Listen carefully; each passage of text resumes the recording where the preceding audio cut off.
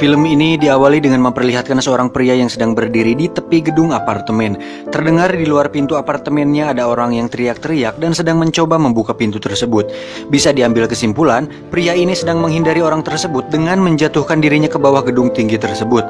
Pertanyaannya, kenapa dia nekat melakukan itu? Mari kita ikuti alur kisahnya.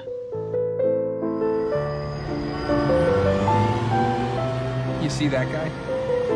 Kisah akan berfokus pada seorang penulis amatir yang hidupnya berantakan dan lebih tepat disebut sebagai seorang pengangguran.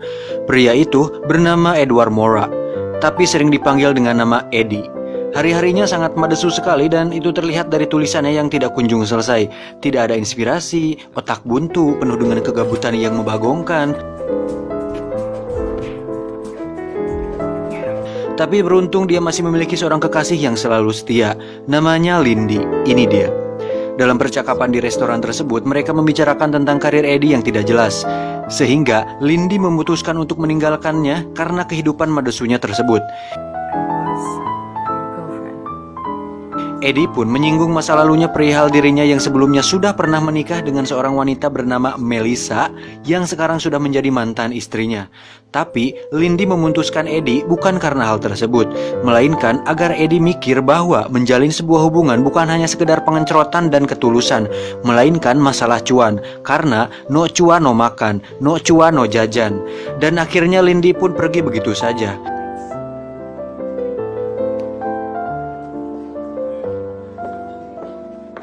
Eddie yang kini sebatang kara pun kembali pulang ke kontrakannya. Di tengah perjalanannya pulang, tak disangka dia bertemu dengan mantan kakak iparnya yang berarti saudara mantan istrinya Melissa. Namanya Vernon.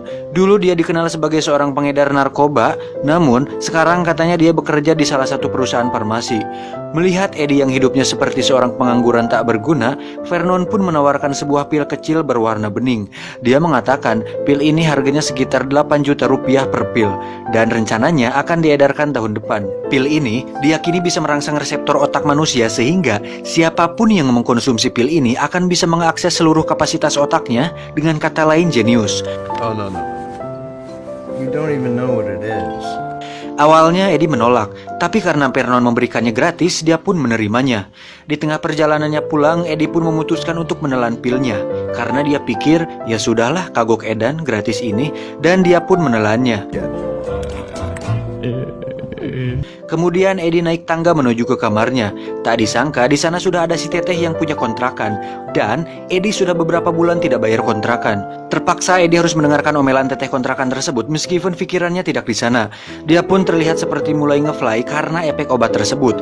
Dan tiba-tiba, anjir di sini nih kerennya, pilnya mulai bekerja di otaknya dan wow, Eddie pun mulai melihat segala sesuatu lebih jernih, cerah dan jelas.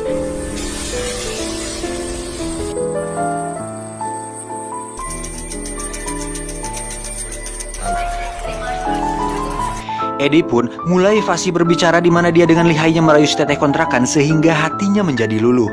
Eddie berkata, "Saya tahu Teteh mungkin sedang pusing karena mata kuliah hukum Teteh." Si Teteh bertanya, "Bagaimana kamu mengetahui aku kuliah jurusan hukum?" Eddie menjawab, "Dari buku yang Teteh bawa." Di situ pun dia bingung sendiri kenapa dia bisa tahu soal buku hukum. Setelah diingat-ingat, ternyata dulu waktu masih kuliah dia pernah pacaran dengan seorang wanita jurusan hukum dan dia pernah melihat buku semacam itu di kos-kosannya. Dia pun heran, kenapa bisa ingat hal tidak penting seperti itu? Dan ternyata pil tersebut mampu membuat otak mengakses alam bawah sadar dan mengingat semua hal yang pernah dia dengar dan lihat selama hidupnya. Lalu si Eddie dan si Teteh kontrakan pun mulai berbincang-bincang santai dan alhasil Eddie pun diberi keringanan pembayaran dengan membantunya menyelesaikan tugas kuliahnya dan dia mendapat sedikit hadiah pengencerotan dari si Teteh. Setelah selesai dan masuk ke kamarnya, Eddie pun melihat kamar kontrakannya yang berantakan dan itu tidak bisa dibiarkan. Ternyata selain ingatan, pil tersebut memberikan kewarasan dan inspirasi dalam tingkat yang lebih tinggi. Eddie yang pemalas pun mulai membereskan seluruh kamarnya. Setelah itu, dia mulai menulis dengan penuh inspirasi dan tanpa rasa lelah.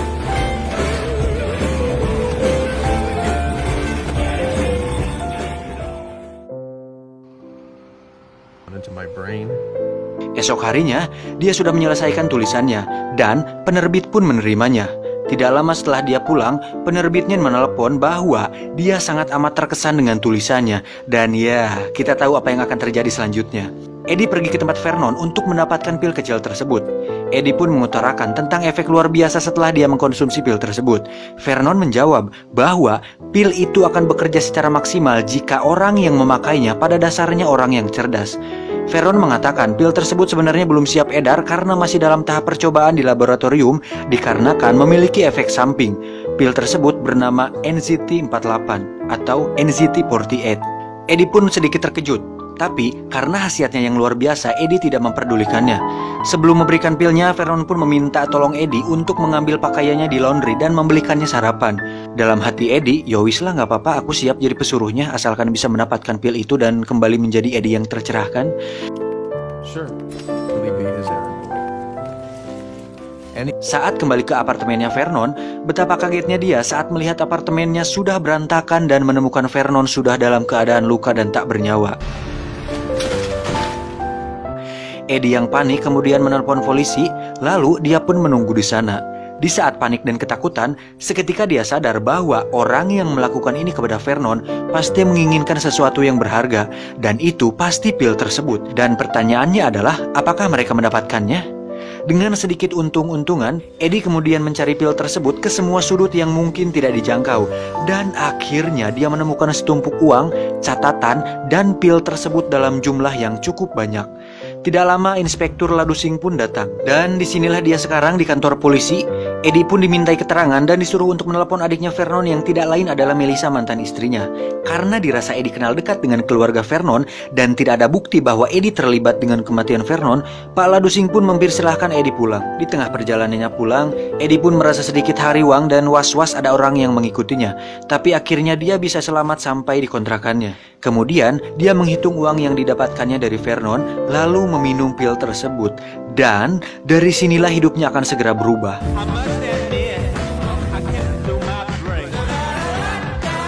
Dengan sedikit uang yang dimilikinya, dikombinasikan dengan motivasi yang kuat dari pil tersebut, Eddie akhirnya bisa menyelesaikan bukunya dalam waktu 4 hari. 1 pil setiap hari dan kemungkinan-kemungkinan tak terbatas. Dan inilah Limitless.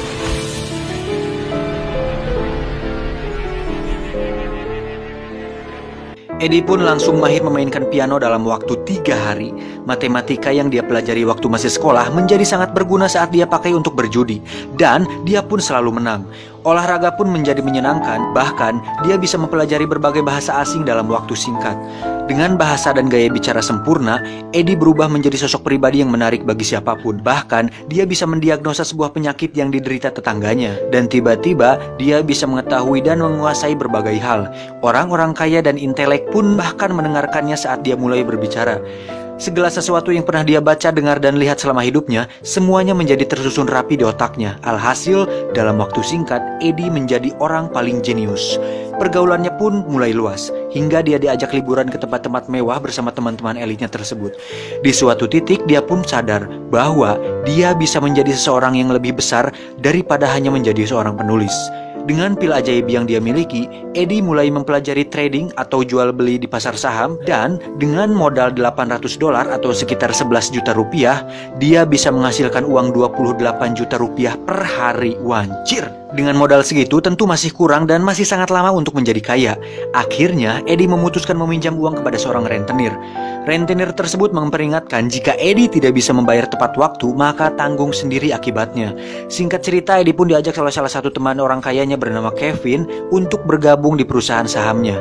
Dengan modal besar yang dia miliki dan dengan dosis pil yang sudah ditingkatkan perharinya, Eddie pun mendapatkan uang dengan cepat dan berhasil menarik perhatian banyak orang termasuk Kevin. Eddie bahkan menjadi berita di halaman pertama pada sebuah majalah karena dia bisa menghasilkan jutaan dolar dalam waktu singkat.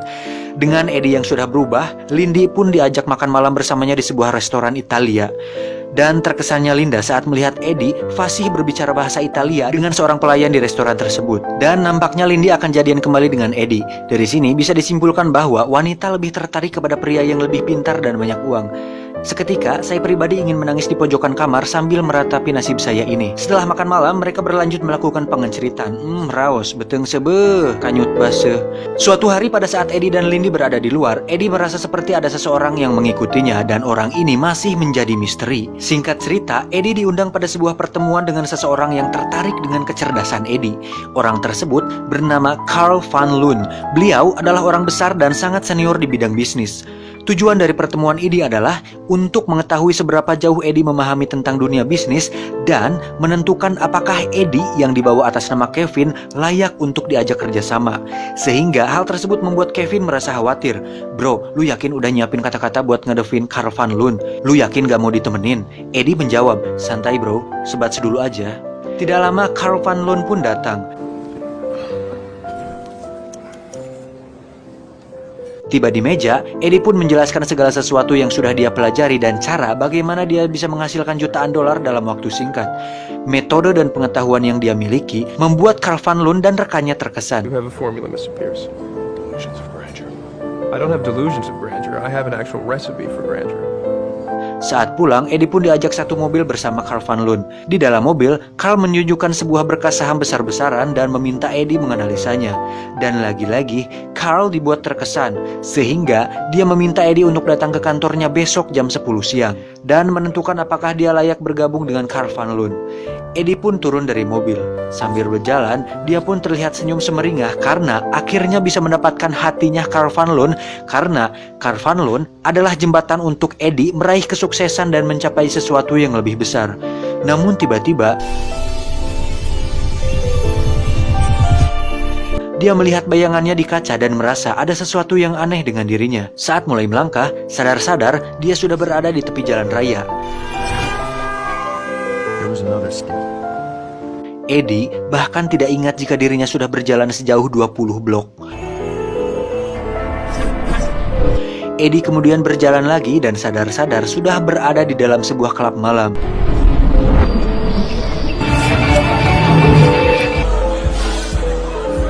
Setelah itu dia berjalan lagi dan bertemu dan mengobrol dengan banyak orang. Sampai-sampai sadar-sadar dia sudah bersama dengan seorang wanita di sebuah kamar hotel.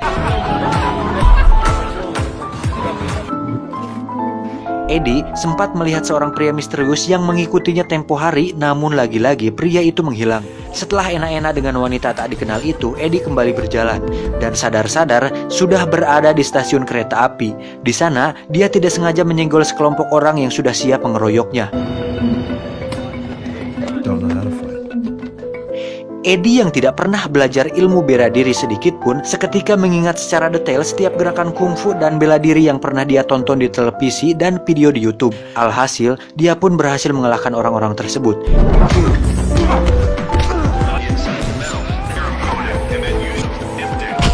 Eddie kembali berjalan dan mulai berlari. Sadar-sadar, hari sudah pagi dan dia sudah berada di sebuah jembatan penyeberangan. Eddie bahkan tidak bisa mengingat apa yang dia lakukan selama 18 jam terakhir. Saat berjalan, Eddie merasa sakit pada bagian sendi sehingga dia berjalan pincang. Eddie seperti merasakan efek basian dari pil tersebut dan itu sangat tidak enak dan memang tidak enak. Dia pun kembali ke kontrakannya dan beristirahat sebentar. Saat bangun, dia pun mencoba menganalisa kembali berkas-berkas yang diberikan Carl Van Loon. Menyadari efek samping yang dirasakannya tadi, Eddie mencoba untuk tidak memakai pil ajaib tersebut saat menganalisanya. Alhasil, Eddie kesulitan berpikir dan sangat mustahil baginya bisa menganalisa berkas-berkas tersebut tanpa memakai pil ajaib tersebut. Eddie kemudian menelpon Kevin untuk membatalkan pertemuannya dengan Carl Van Loon. Eddie, Slur, bisa batalin gak pertemuan hari ini dengan Carl Van Loon? Bilang aja gue lagi sakit. Kevin menjawab, bro, jangan bercanda lah. Jangan malu-maluin gue depan Carl Van Loon. Gue yang bawa lu. Nanti nama gue jadi jelek di depan dia. Berulah kades ya. Akhirnya, Eddie pun pergi bertemu Carl Van Loon tanpa memakai pil tersebut. Dan alhasil, Eddie terlihat linglung dan terbata-bata saat ditanya oleh Carl Van Loon. Di saat bersamaan, Eddie melihat berita di televisi yang memberitakan tentang seorang wanita yang ditemukan meninggal di sebuah hotel tadi malam.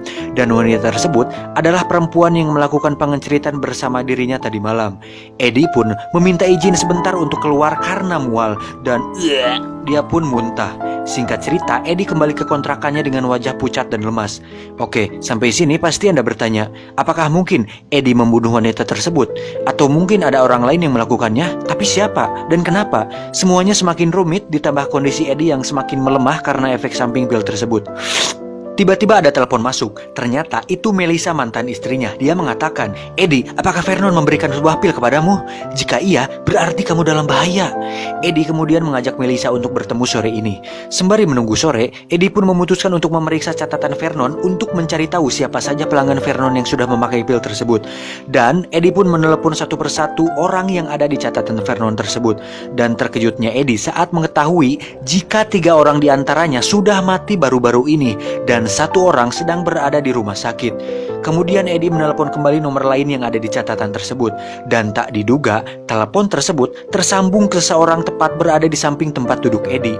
Dan jika diperhatikan, orang tersebut mirip dengan pria misterius yang akhir-akhir ini mengikuti Eddie. Eddie pun secepatnya beranjak dari sana, tapi pria tersebut terus mengikutinya. Dan terjadilah kejar-kejaran antara pria tersebut dengan Eddie. Beruntung, Eddie bisa lolos dari pria tersebut. Dan akhirnya Eddie pun sampai di tempat pertemuannya dengan Melissa. Betapa terkejutnya Eddie saat melihat kondisi Melissa sekarang. Mereka pun berbincang di sana, dan Eddie kembali dibuat terkejut saat Melissa mengatakan jika dirinya juga memakai pil tersebut 2 tahun yang lalu. Melissa mengatakan saat itu dia berhenti memakai pil tersebut karena mendengar kabar dari Vernon bahwa beberapa orang mati karena mengkonsumsi pil tersebut. Saat dia mulai berhenti minum pil tersebut, dia jatuh sakit. Dia merasakan sakit kepala, penurunan stamina, dan kesulitan berkonsentrasi lebih dari 10 menit. Melissa pun menyarankan agar Eddie berhenti memakai pil tersebut. Namun, Eddie dibuat dilema karena jika dia berhenti sekarang, maka semua yang sudah dia capai saat ini akan lenyap begitu saja. Melissa pun pamit untuk pulang. Di tengah perjalanan, Eddie masih dibuat terkejut dengan apa yang akan dialaminya nanti. Dia kemudian mengambil pil ajaibnya dari saku untuk dia minum. Tapi tiba-tiba si rentenir datang untuk menagih uangnya kembali. Eddie yang sedang lemah pun tidak bisa berbuat apa-apa. Dia pun dihajar oleh si rentenir. Dan tidak sengaja melihat pil tersebut di tangan Eddie, si rentenir pun mengambilnya. Dia bertanya, "Obat apa nih, Jing?"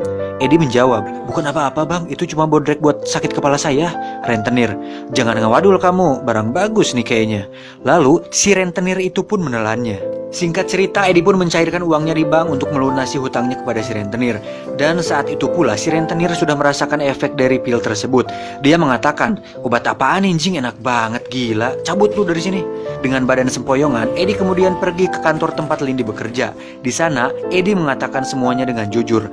Eddie meminta tolong kepada Lindy untuk mengambil sisa pil tersebut yang dia sembunyikan di balik kerang di rumahnya Lindy. Lindy pun mengambilnya. Tapi saat di perjalanannya kembali ke kantor, Lindy menelepon Eddie bahwa dirinya seperti diikuti oleh seseorang. Dan ternyata itu adalah si pria misterius tersebut. Dari sini terjadi adegan kejar-kejaran antara pria tersebut dengan Lindy. Lindy pun berhasil sembunyi di balik batu, namun dirinya terpojok. Kemudian dia menelepon kembali Eddie. Eddie lalu menyuruh Lindy untuk mengambil satu pil tersebut dan menelannya. Eddie mengatakan pil tersebut akan berefek setelah 30 detik. Setelah itu kamu akan menemukan jalan keluar dari sana. Lindy yang panik tidak punya pilihan lain selain menerima saran dari Eddie. Dia pun menelannya.